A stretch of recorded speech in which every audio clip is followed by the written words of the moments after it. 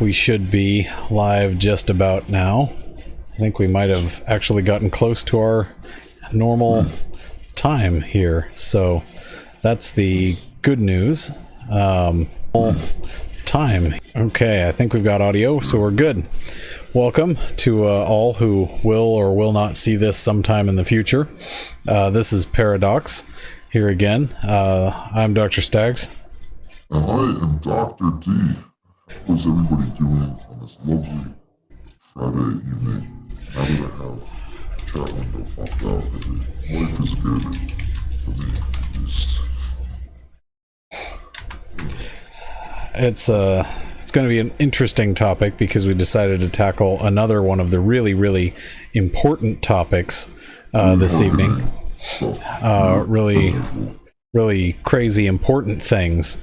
Now, I just want to preface this with saying that it's probably not as relevant as whether or not we can live on Mars, but keep that in mind. It may not be. It may not be. It's still up there. It's very important. I'm very serious. The good news is nobody can take you serious with the zombie voice, but I mean that's a separate problem. It's still understandable, so that's a good thing. I forgot it was on. Some of the other fun ones are a little harder to understand. Forgot that was on. My bad. Right. Wow. So what research have you done into the survival aspects of this particular topic? So for those of you, in case you didn't read the description or the title or whatever, where we are going to tackle survivability in the zombie apocalypse, and what real research have I done? To be honest,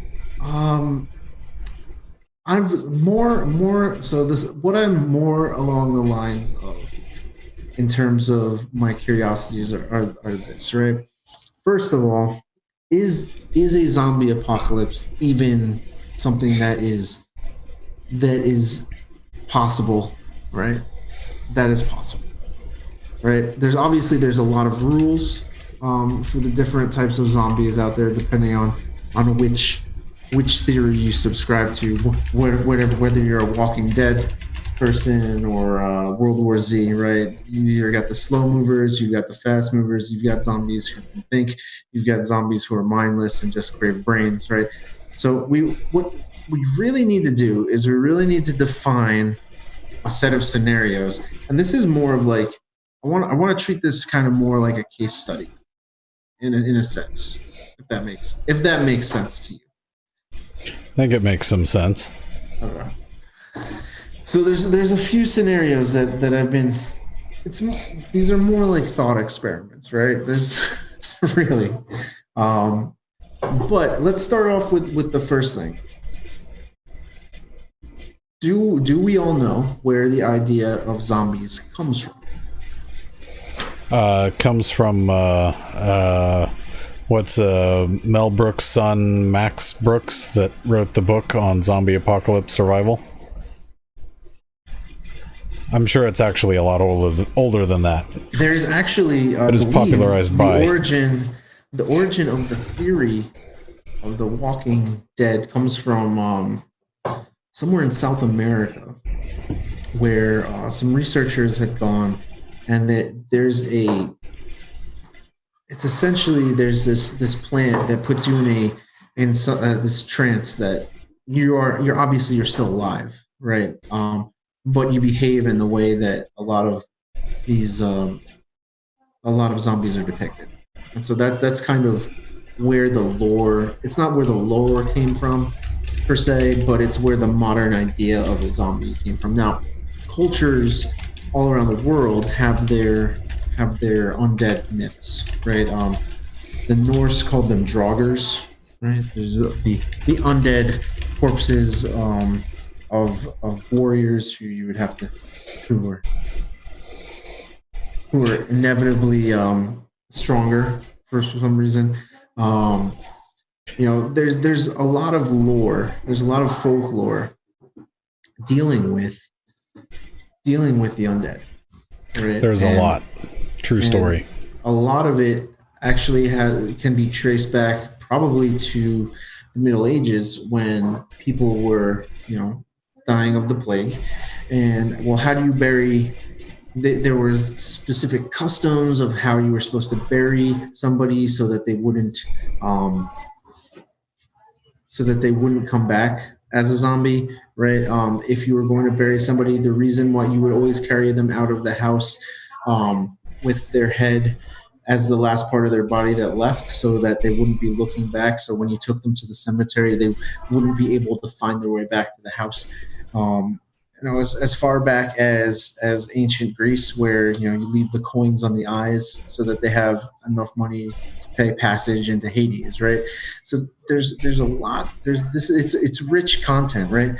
And there's some things that people agree on, and there's some things that they don't. Okay. Mainly, the only thing that they really do agree on is that the dead have come back to life. Now, is it possible? Is it scientifically possible to reanimate a corpse? That's an interesting question, and I think it's one that you have to actually take a little bit seriously, because it is possible with a lot of our machines, and this is a topic that goes pretty far into biomedical engineering and medical ethics in general.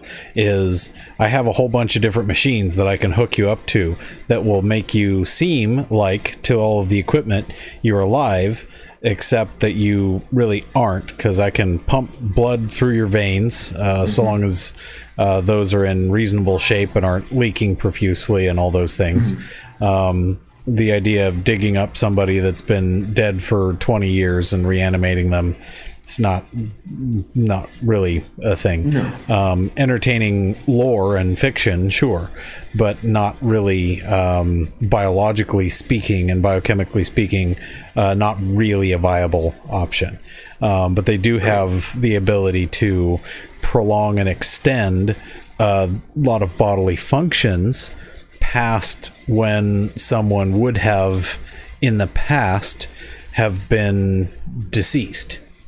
And so that gets into some of the ethics of, well, under things that may have even under conditions that may have even existed like 20 years ago, what exactly has changed and by how much? We now have machines that keep people from being what would have been declared dead even 20 or 25 years ago. Maybe it's now closer to 30 years ago because reasons. But the idea is you can extend a lot of the bodily functions. You can sort of superimpose some electrical activity on the brain, but that's where a lot of the physiological limitations come in. Is you can't really sort of synthesize neural activity and cause it to happen externally. There are some instances where people have had influences or suggestions of ideas by having electrical signals replayed back to them from the same electrodes that were reading them, and some other things. But that's activating existing neural pathways. That's right. That's not creating new ones in the way that trying to reanimate a corpse would require. So, right, and it also, I think that the core of what you're getting at really is that yes, the short answer is yes, with limitations, right? And many of those limitations are that once you take the machines away, right, that's it. It's not really life. It is what scientifically you need to be alive, right? Mm-hmm. But it is not. There's no quality of life, right? There's something key missing from this, right? And this is going to be. It's going to sound like a weird thing to drop from here, but just to see if you following me, right? There is a anime that I used to watch called Full Metal Alchemist. The principle of it is that you can do alchemy, right? Alchemy obeys the laws of equivalent exchange. Okay. And so these two kids had lost their mother to a sickness. They got her corpse. They were going to try to reanimate her using alchemy, right? What they call human transmutation. And they got everything that you need for a human body, right? The entire chemical makeup of the human body, right? And they didn't account for one thing, right? Whoops. It's very important, which is how do you account for a soul? Mm-hmm. Okay. And so this is the same. So that tangent comes back. It's the same kind of principle. Yes, we have the machinery to do it, right? But there is a key spark there that is missing. Mm-hmm. Right, you're not actually bringing that person back, right? But for the sake of this conversation, let us say that it's possible, right? Let us say that you can do it. You can bring someone back and reanimate a corpse, right? And once you remove the machines, they go about their daily business. Now, are they just going to rampage across, the United States and mercilessly eat people because they are hungry? Right. No, that's not. Probably not, right? That's probably a stretch. Yeah. That particular version of eating brains and whatever else is rather quite a stretch from what would actually be expected. They would probably be really hungry for some pizza, but at the same time, who isn't? It's going to take it's going to take a little while for all of the internal mechanics of the human body to kind of reset, because things like peristaltic motion has to get reestablished, and all kinds of stuff just for moving food through them. And so really the reason that zombies would be so cranky and angry and wanting to rip your face off is because they probably feel like they have swallowed a live baby boa, because they are writhing and wriggling non-uniformly inside, and so they don't have homeostasis established, and they have like really the world's worst bloat and gas pressure, because it turns out when you're dead you develop all sorts of strange and interesting gases inside of you. And so they have some extreme intestinal discomfort, and so you should probably cut them some slack. Yeah, man. All right, so the possibility. So,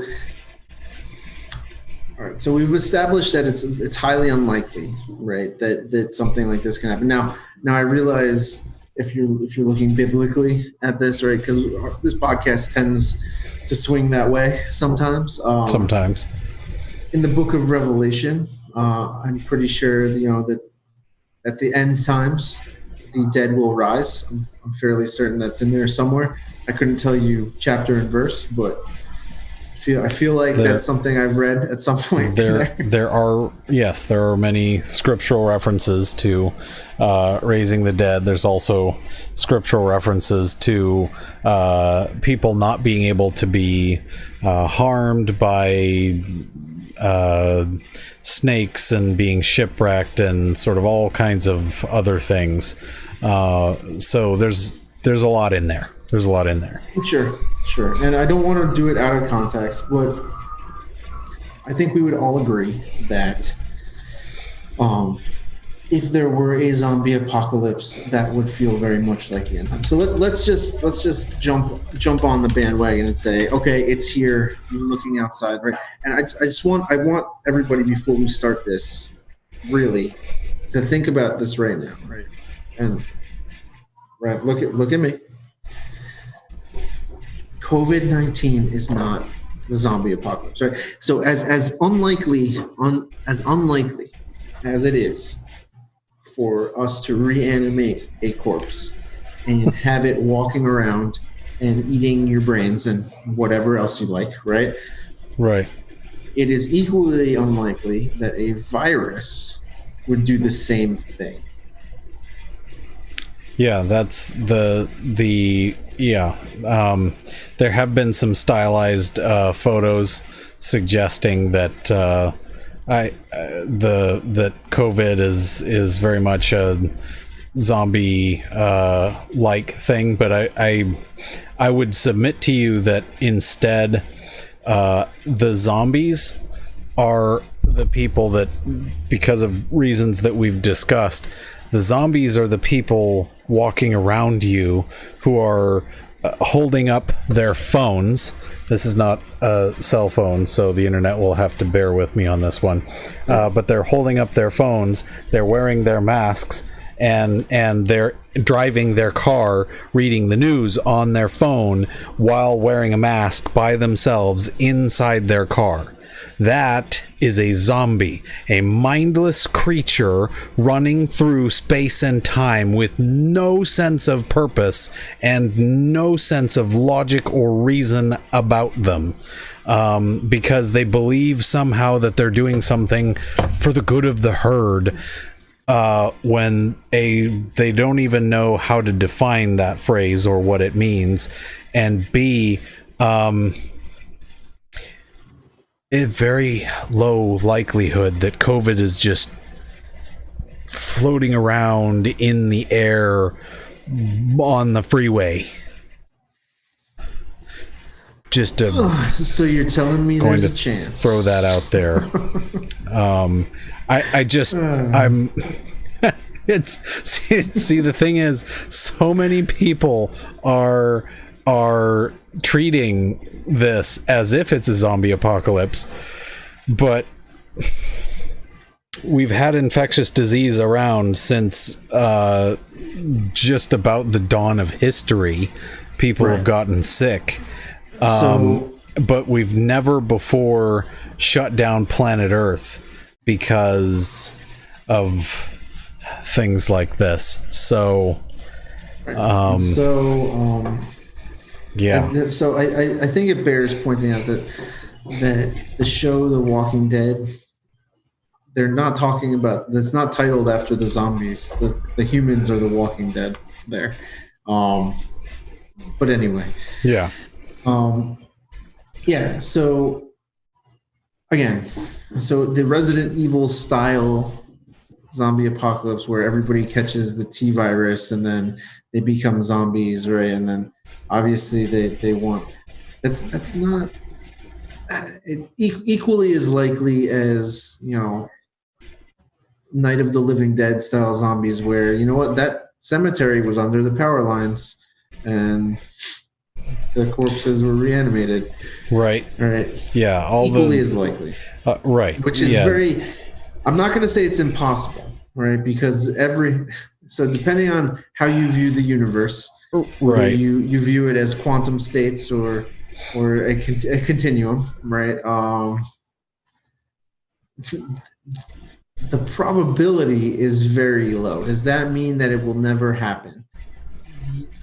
It's so low that I would say yes, but there is this minutia of a chance that in some reality somewhere, and if you subscribe to the parallel worlds theory of reality, right, in some parallel world somewhere there are zombies running around, right? That's why we need the infinite multiverses, is so that we can say with an infinite number of possibilities, then it's probably likely that something could possibly theoretically exist in an alternate parallel universe. But that would also assume that they're parallel. It's interesting as a side note that those exist in parallel because they have to follow all of the same rules and laws that organize and orchestrate ours, as in our universe. So they would have to be, remember, basically clones by a single wave of our function, right? Universe. So it's just an interesting point there. It's a different that's a different topic, right? I can talk to you about quantum physics very minimally, right? That's not my thing. That is more of an interesting topic of discussion more than it's something that I've studied. It is far deeper than just the but that's not a rabbit hole. That's not the rabbit hole it's not the rabbit we're chasing tonight. No. Tonight we're chasing the parked car, and hopefully we're not going to find the chrome bumper on the back. I have a bad feeling that we're chasing this car and it's gonna just brake, but the brake lights don't work and we're not gonna know. And then, right. So there's that. Okay, so we're gonna run under the assumption that this is happening, right? We are now. You wake up one morning, you find yourself here in this zombie apocalypse. Okay. All right. So first of all, we need to establish the rules of the zombies, right? Because that should dictate their behaviors. And your survival strategy, right? Because the whole point of having a strategy, right? The whole point of prepping this, right, is what? Well, there's a couple of things, right? First, obviously, you want to protect your family against, or whoever, maybe not your family, whoever you hold dear. You want to protect them against the zombies, but you have to remember, you have to protect them against the other people. The other people are probably more dangerous than the zombies. So this gets very quickly into the zone of with or without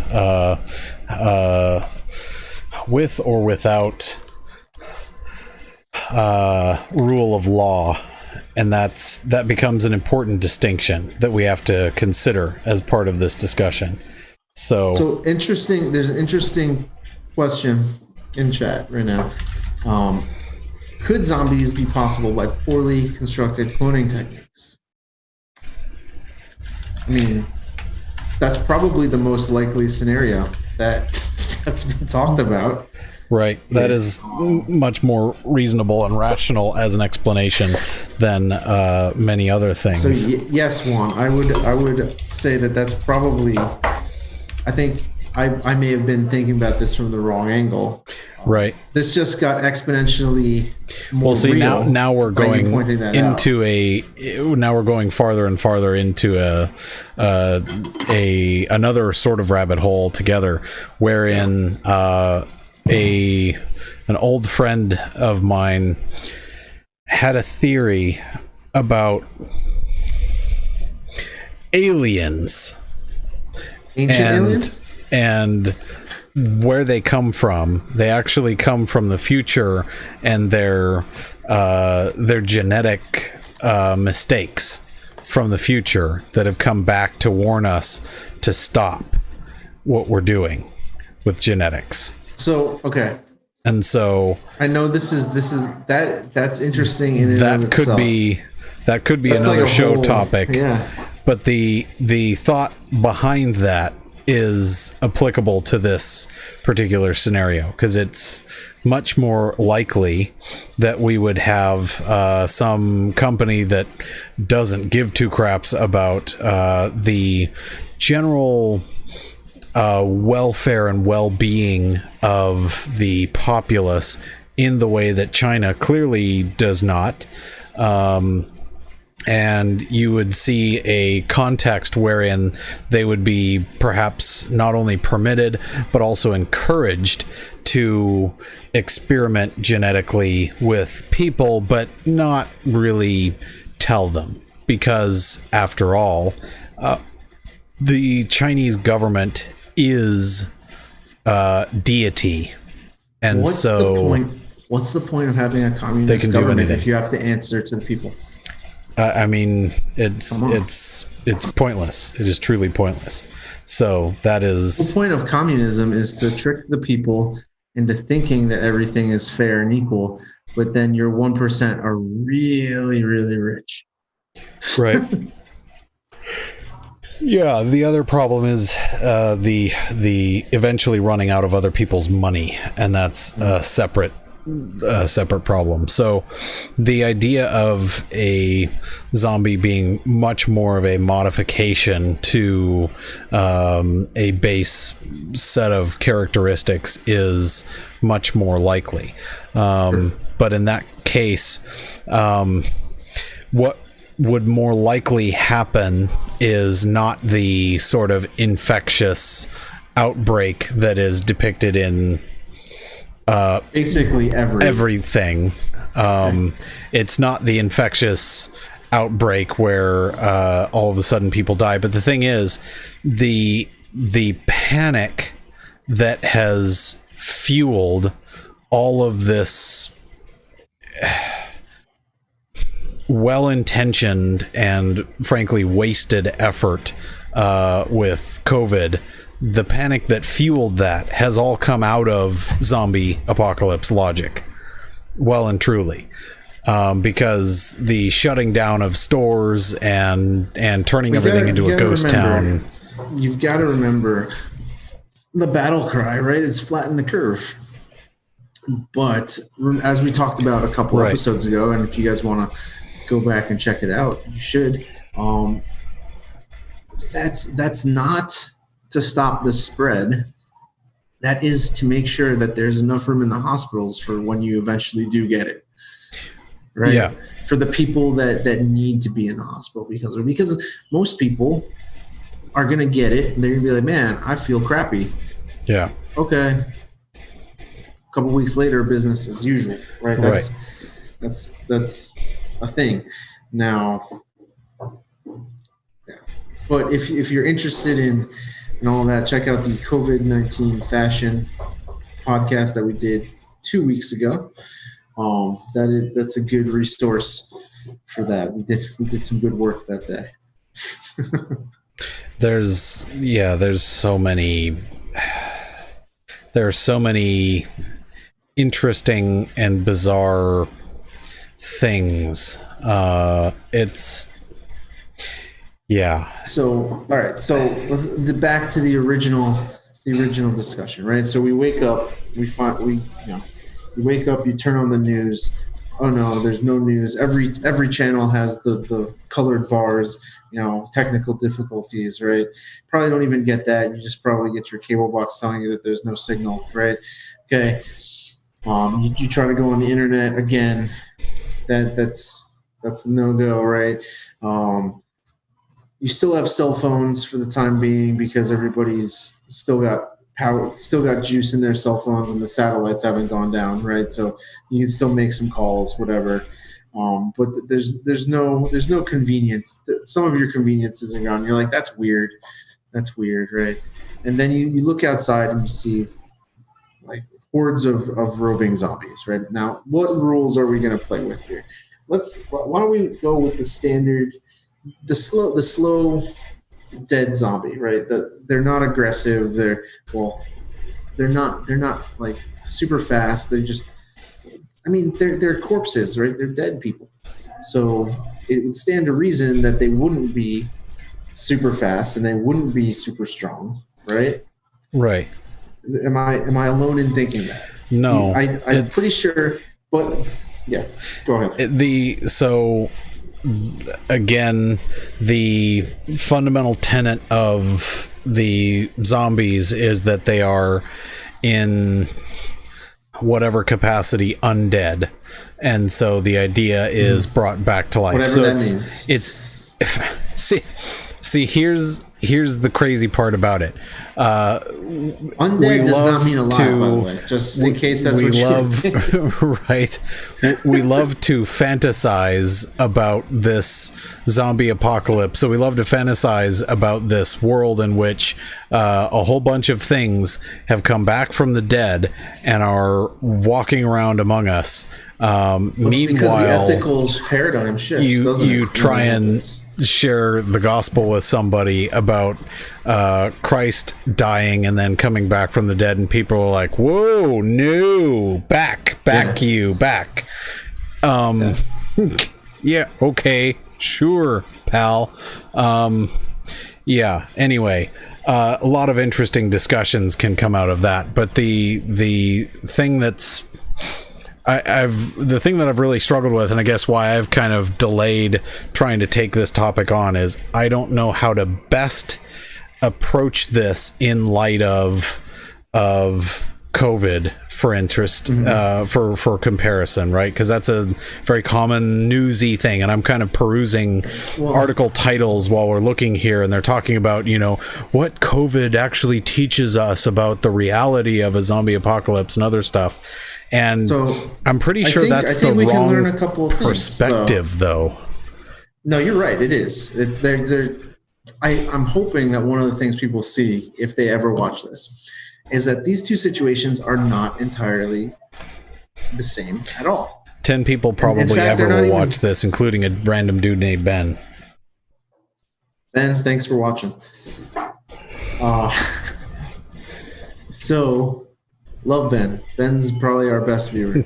Probably. It's my other computer on mute.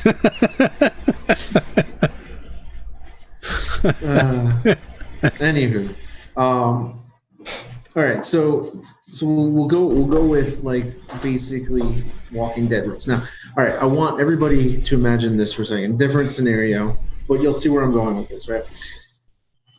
There was this website once that somebody pointed me to. This was probably 10 plus years ago. You go in, and it's one of those random click things where you put in your name, and then it tells you how many third graders you could take in a fight. Okay. And this is now. That depends. Are you wearing an Iron Man suit or not? No, just you on your own.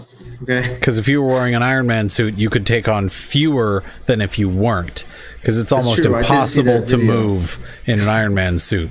And that one poor guy got wailed on by a bunch of 6-year-olds. You should dig up that and link it in the description. I should find it. I should find it, because that's probably the greatest ever. I'll see if I can find it here. That was pretty fantastic. Anyway, so there's this website, right? And so this got me thinking, right? The whole thing is, right? Yeah, one third grader by themselves, right? As an adult male, or really an adult anyone, you probably feel pretty confident, right? But once you have a horde of them, things get a little trickier, right? We've all seen forget which Matrix it is. I think it's the third one where all the Agent Smiths swarm Neo, right? And he can take on one, but can he take on, hundreds of them, right? And the answer is kind of, maybe not really. I forget. It's been a while. But anyway, my point is, one zombie by itself, you're like, yeah, whatever, big whoop, right? But when there's, 100, 200 of them, what are you going to do? Now, Dwight Schrute would tell you that your best weapon is a stick through the eye. Right, and that is not entirely so incorrect. Easy to picture that too. Not entirely incorrect. But all right. So in terms of making a strategy, what should we do, right, for maximum survivability? Right, we want to make it all the way through this and into the next zombie apocalypse, right? So how do we prepare? What do we do? Well, as you can see in the chat, if you're watching, right, and number one, get all of the ammos. Now, I'm gonna go out on a limb and say, don't get any of the toilet paper. You're wasting your time.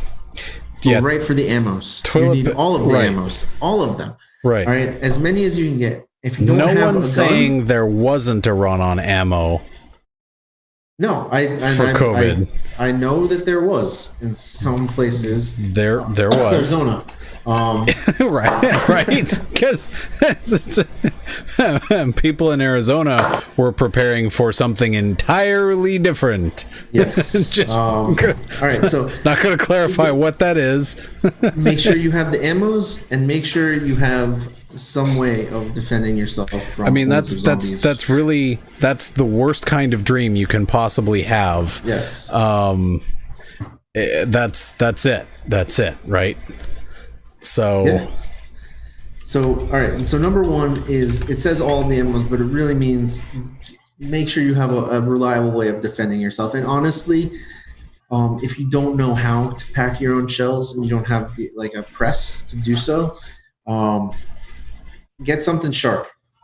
That's the thing that sells out right after the ammo does. And in fact, I would probably go straight for sharp and pointy to start with, just because, I want the backup plan. I want to make sure I got my backup plan. Because all right, that's part one, right? Number 2 is small groups. Okay. Get a small group of people, actually, and stick with a small group of people. Don't make a large group. Large groups draw attention. You want to be a small group, so stick with your family unit if you have one. If not, 1 or 2 of your close friends, right? And just do that.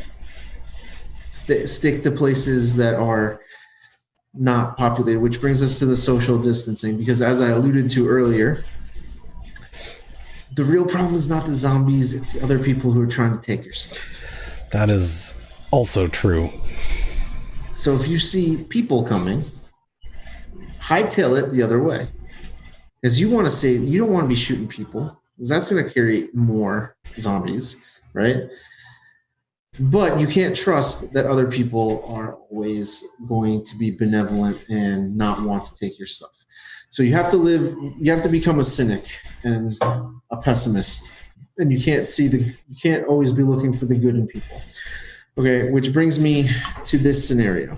Okay, I have a friend, and we've talked about this ad nauseum for quite a few years, and he and I view this. And he is always saying that if there is a zombie apocalypse, we are supposed to just chain him up to a tree until it's over and then give him the cure. Okay? Right? I told him, no, I'm not going to do that. If he ever gets bitten by a zombie, today I'm going to be... That's it. He's done. It's much better if you just let me take care of you. Okay? Now, I realize this is a morbid conversation, and the views of Dr. D are not necessarily the views of any organization, really, at all. But, all right, the point is, you need to sever all connections with other humans in a zombie apocalypse. True. Really, your love is going. Your love and affection for others is a weakness. It will cause you to fail and die. Yes, unfortunately, you have to social distance. Unlike anything that we've had to do for COVID, you have to go big. You actually have to social distance. Like, none of this, oh, I can still go to the drive-thru. That's fine, right? No, it's not fine. You should also, speaking of drive-thru, make sure the first thing you should do is you should load up on gas before the gas station. That really. That's I mean, that's so. Some of those things are really problematic, and also, there's so many problems. There's actually a lot. So, all right. So that's for regular old slow-moving zombies, right? Regular old slow-moving zombies. So Dr. D's survival tips are make sure you've got gas so that you can get the heck out of the city, because you don't want to be in the city. You don't want to be in a high population area. You want to be someplace that is... Northern Arizona is really where you want to be, except that there's no water anywhere to be found. So you definitely want to steer clear of California, because there's a lot of crazy there. As a general rule of thumb, really. Generally, yeah. I found it, by the way, the reason that you don't actually want to do you don't want to do Iron Man armor, and that's the wrong direction to go with this. So when we're there, I have it all queued up now. So all right, the important things in life. Are we there to talk? Because we're talking a little bit about, I guess armor is one of the next things to discuss. Right. So why don't we hop in? So let's do that. and we'll pull this video up. This is from Action Lab. This is probably one of the greatest videos of all time here. So what he's doing is Test basketball. trying to test basketball. He sounds like a 1980s toy, and so I mean, it should be pretty easy to play basketball as Iron Man, right? Except I'm pretty sure that's not how you play basketball, but I think that's a travel. I mean, that's definitely No? That's nope. Failed granny shot, and he misses the ball. So it's just shot. it's it's really going well for him. so finally. It's the best that you can probably And this hope is for. this is the zombie fight. So Nerf guns versus the Iron Man suits.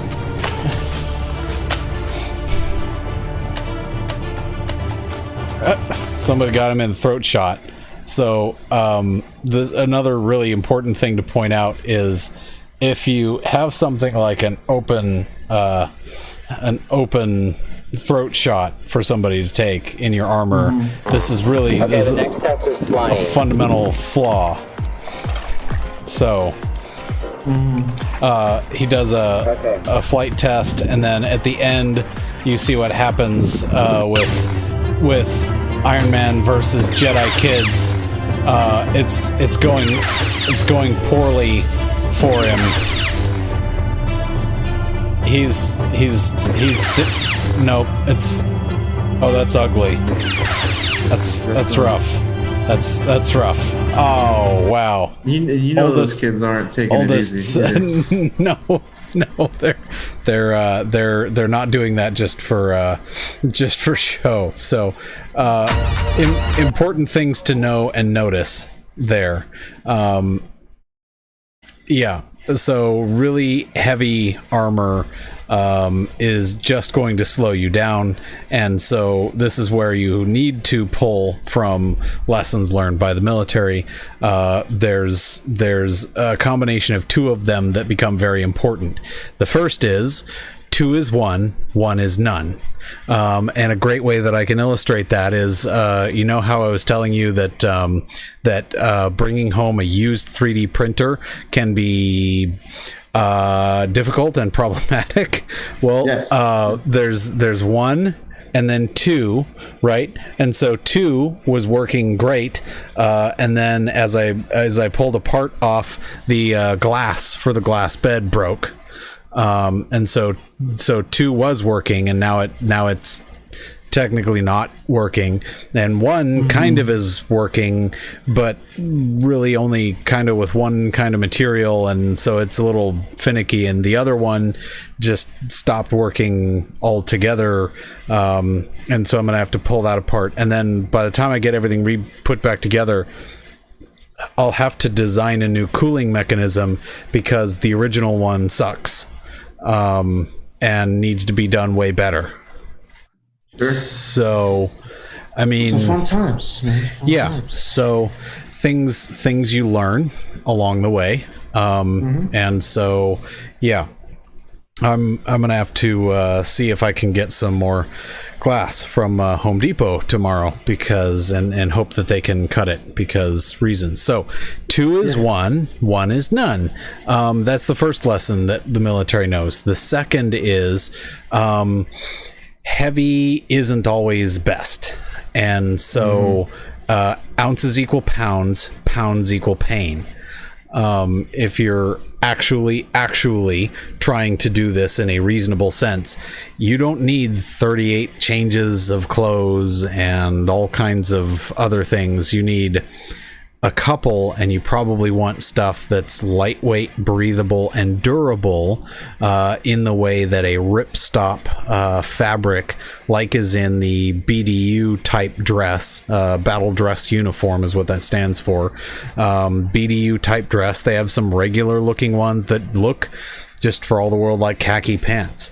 I had several sets of those up until one of them a while back. I think I had worn them almost daily as cargos, and I think I wore them for like 6 or 7 years straight, really without any kind of issues, wearing them every 2 or 3 days, something like that. So exceedingly durable clothing that also has enough weight and thickness in the knees that you can kneel down out in the bush, out in the desert where stuff is hot and pokey everywhere, and not actually feel the pokes in your knees, which is really kind of nice. So you want durable, lightweight clothing that's going to last you. You don't want like silk and other ridiculous things. What about like mesh shorts and a tool belt? I mean, that you could. I'm getting a picture of like some crazy, like bright, almost like pearl white basketball shorts and a Tim Allen tool belt right now, and I don't. And then like the Al Borland flannel. I think that fashion sense. It's called casual Al. It's casual Al. I like it. I think that fashion sense should be questioned. And for me to point out a fashion faux pas is athletic means Al. it's You don't like athletic Al. it's egregious. Because my question is, what shoes are you wearing with that? Obviously, you're wearing some loafers of some kind with those. Clearly, yeah, I don't know.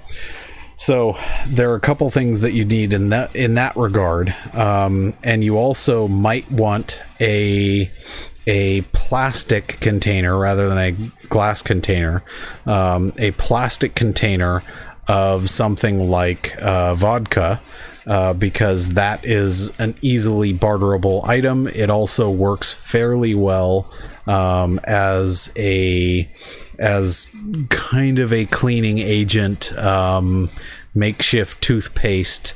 It's sort of slightly flammable, at least to some degree. It's not entirely flammable because there is still some water content, but you can do a lot with it, and so that comes fairly high up on the list for a number of reasons. But you also want one of the things that's really easy to overlook is you want something, honestly, probably like this guy, really, because you're gonna need to do stuff.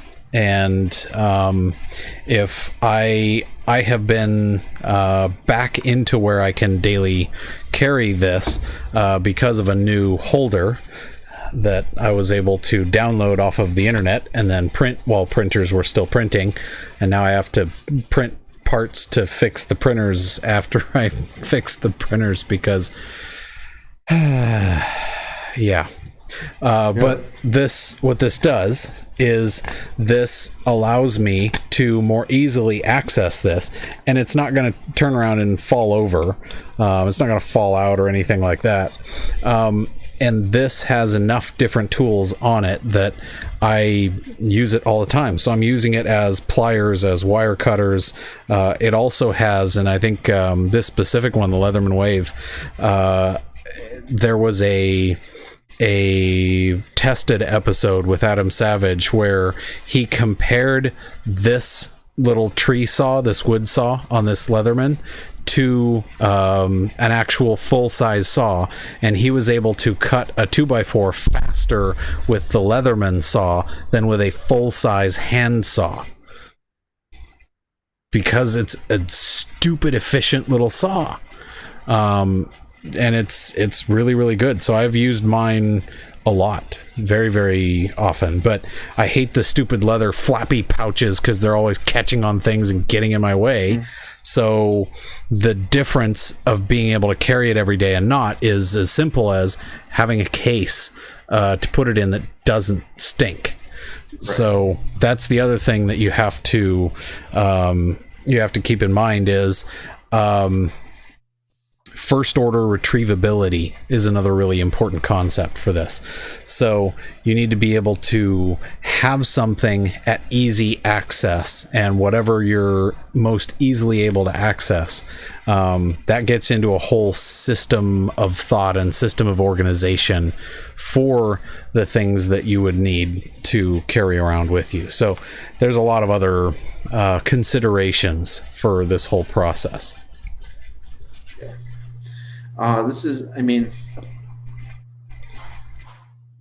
the entire survivability issue is, I mean, you need certain things to survive in a normal situation, right? On your day-to-day life. You need food, you need water, right? Well, you don't need food every day, right? You definitely need water. Yeah. Right, so you need to make sure you've got a fresh water source or some, because you know what, yeah, you could go to Walmart and pilfer all of the water bottles you want, but that's stupid. Just find a place that has fresh water. Yeah. Or figure out a way to disinfect water. I don't know, maybe like boil it. Yeah. Right. So anyway, there's ways of getting water, right?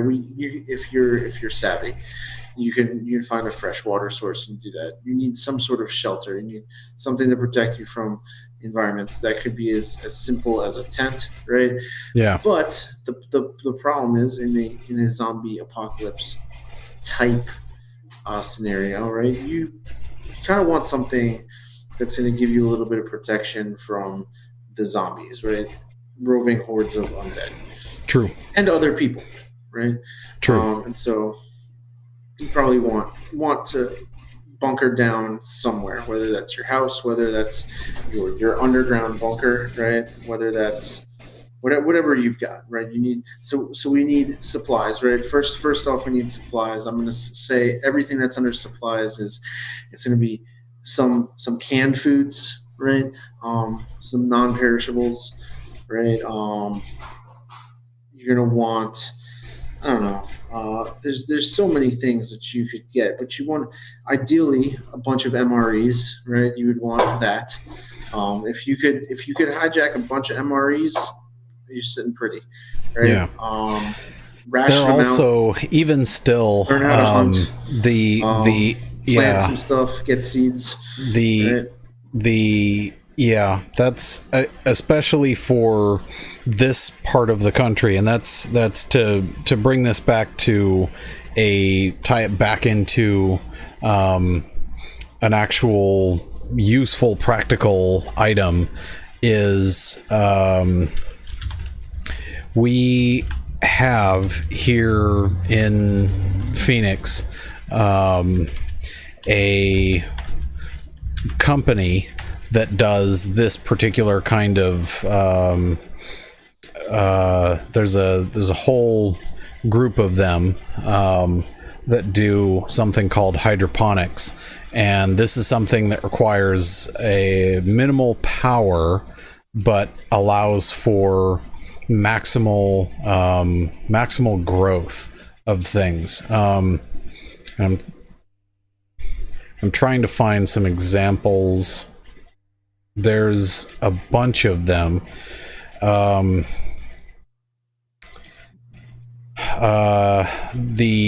whole of hydroponics is beneficial here, and there's a number of reasons why. It takes a lot less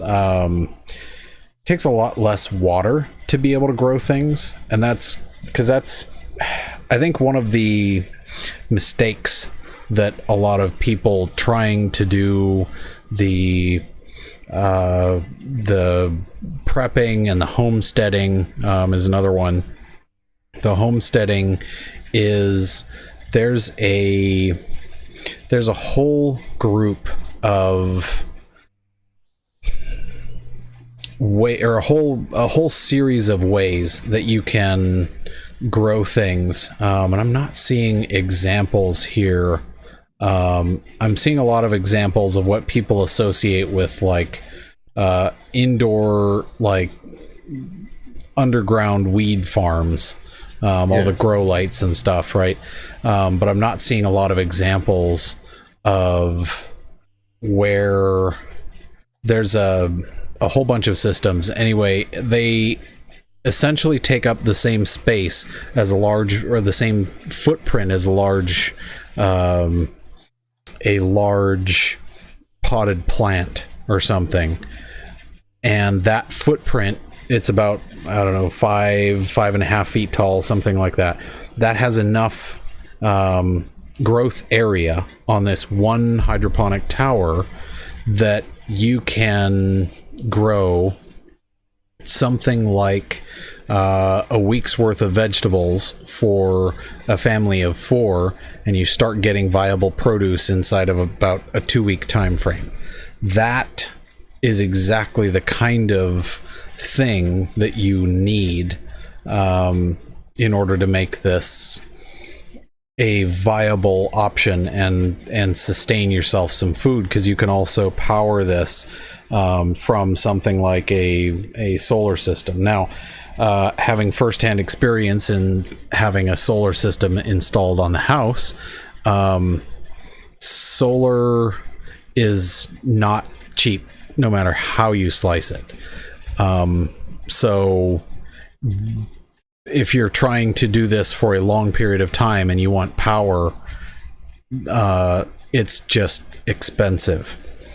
So there's a lot of considerations when trying to figure out some of the strategies, and so that's why a lot of the bug out strategies don't rely heavily on producing electric power. So I guess that's maybe another distinction that we need to cover, is the difference between homesteading and bug out prep. So I think that's an important distinction there. Sure. And I mean, in this situation, right, you don't really want to bug out. Honestly, you'd want to bunker in your, if you own a home. Well, I mean, even if you rent a home, bunker. All right, fortify your area. Okay. Lots of homes. So especially in the Phoenix metropolitan area, a lot of homes are already walled, right? Your yard is inside of a wall. It's not like back on the East Coast where you have yards that you're not sure where your property line is and where your neighbor is, right? So you need to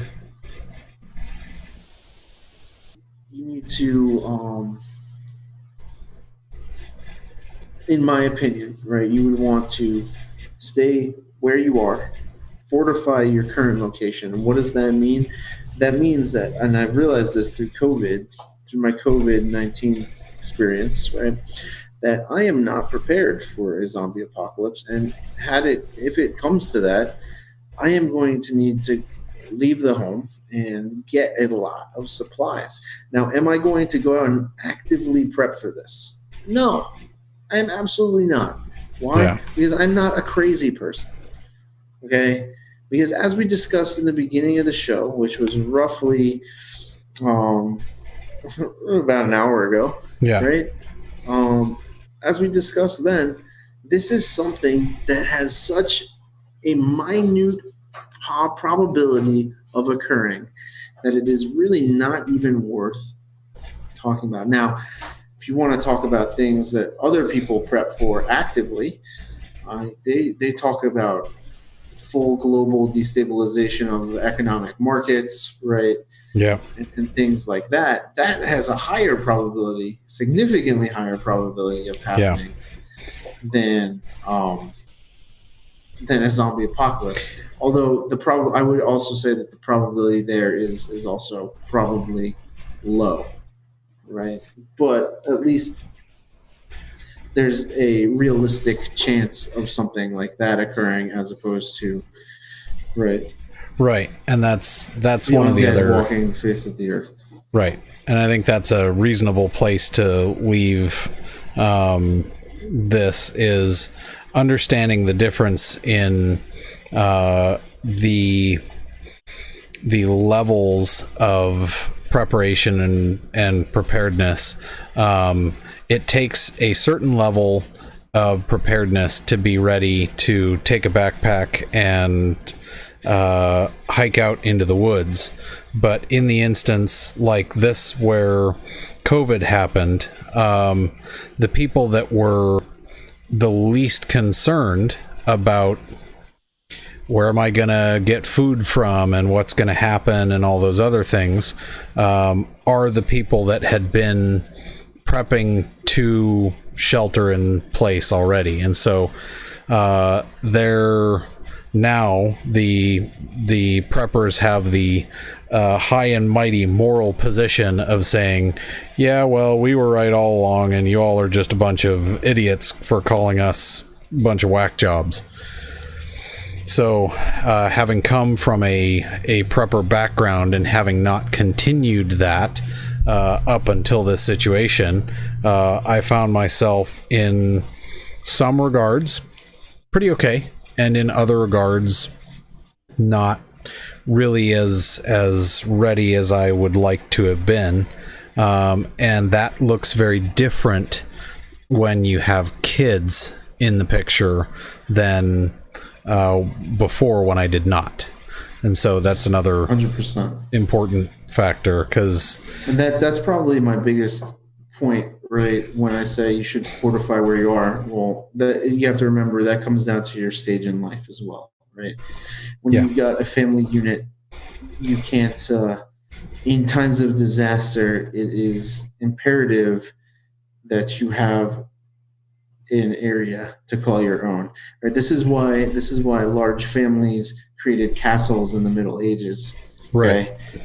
This is the exact reason. Castles were not, oh, I'm just rich and I want a really big house. Castles were there to protect everybody in the surrounding area, because if you were the lord of that land, right, it was your responsibility to protect your people. Right? Yeah.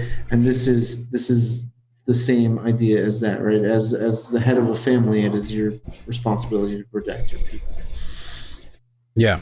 So one of the other things that I think we will find is there's probably going to be a resurgence in things like this. I'll go ahead and screen share this real quick as maybe kind of a closing thought on this. The idea of how to put together the minimum things that you need in order to take care of yourself. Being able to have a fresh water source, a couple of key tools, and tailoring it to the kind of environment you're in. If you're out in the middle of the woods in the back sticks of Tennessee, that's going to look very different than it is if you're out here in the middle of the Sonoran Desert. Those two have very different sets of requirements, because in one of those cases you're going to need sunscreen.